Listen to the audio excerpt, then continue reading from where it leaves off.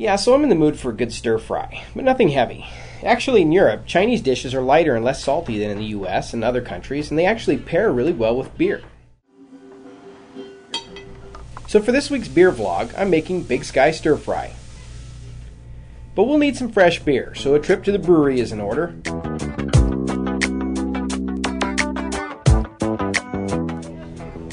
Look at that lineup. Which one to have with my stir fry? Any one of those beers would pair well, but I'm going to go with Big Sky Triple. It has some extra character that I want to play with flavor-wise. Now that we have the beer, it's time to start cooking. First, you wash the rice 3 times. I learned this from a Korean friend, and I haven't made a bad batch of rice since. Second, you only put water up to the top of your hand. This gives it perfect consistency for scooping up with chopsticks.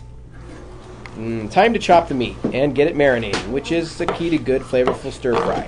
The high heat can dry out the meat, so marination helps keep it moist. Then it's time to prepare the veggies. There's no set combination, just grab some of what you have in the cold box and start chopping. When I'm done cutting them up, sweetie, okay? Making the marinade doesn't really require a recipe if you can remember these proportions. 1/4 cup of soy sauce, 4 tablespoons of sesame oil, some sriracha, better known as cock sauce for the rooster on the bottle, and beer. Put your washed and dried meat in the bowl and get it marinating. I like to grate a little fresh ginger over the meat to add to the flavor profile.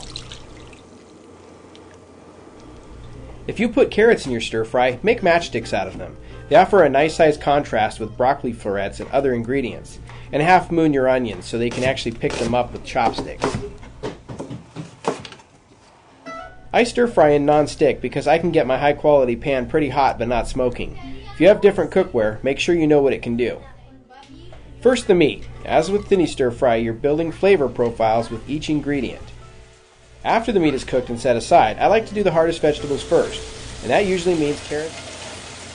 In this case, I'm adding a little lemon juice and grated ginger to give those carrots a unique flavor profile of their own, but one that will match nicely with the rest of the flavors of the dish.